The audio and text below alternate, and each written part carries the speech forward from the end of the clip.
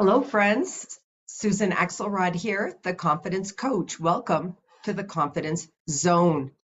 Today, I'm talking about your highest value activity.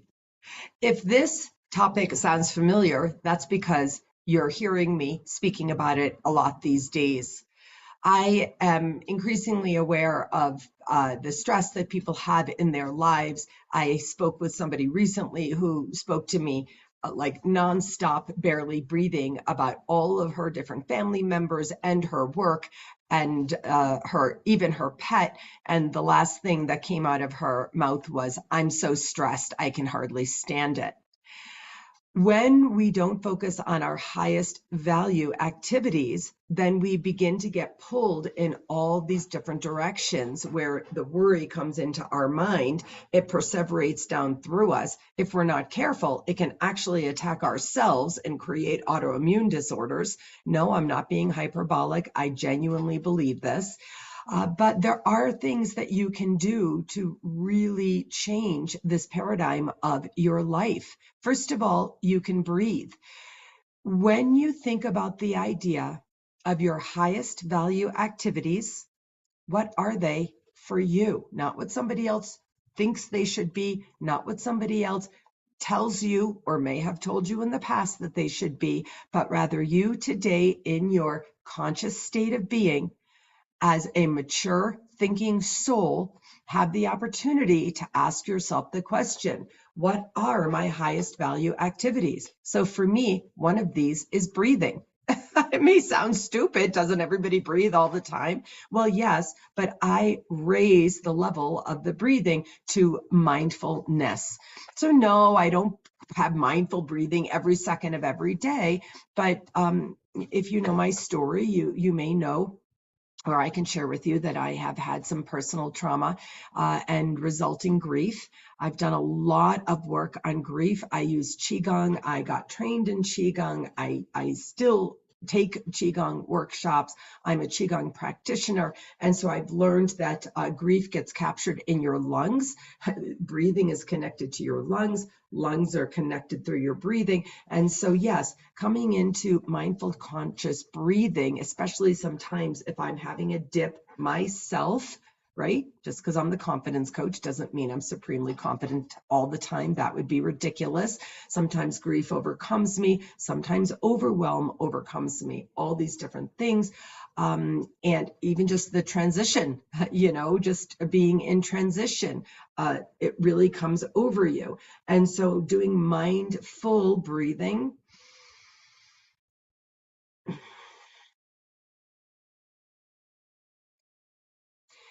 is one of my highest value activities. So yes, I do work and commit and intend to focus on this every day.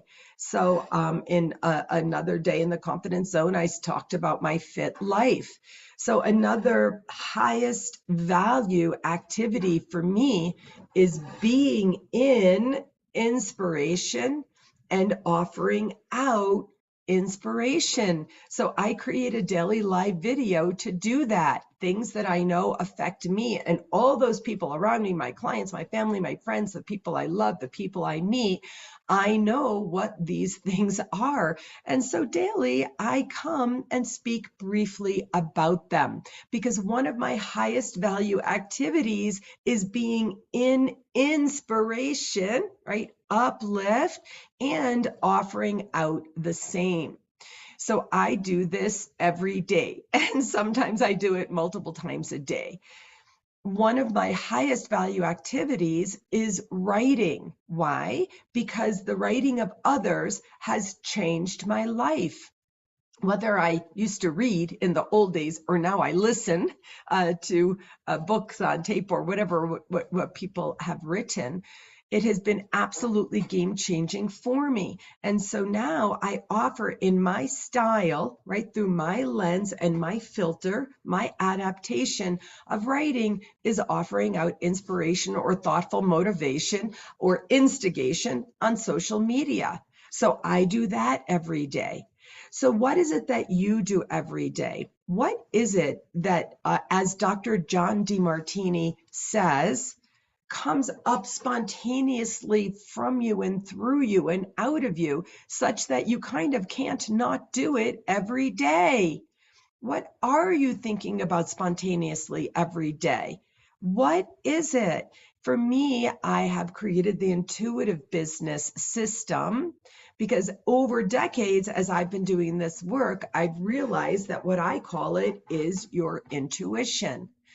Do you know what your intuition is? Are you aware of it? Have you ever thought about it? Have you ever done any inner work on it?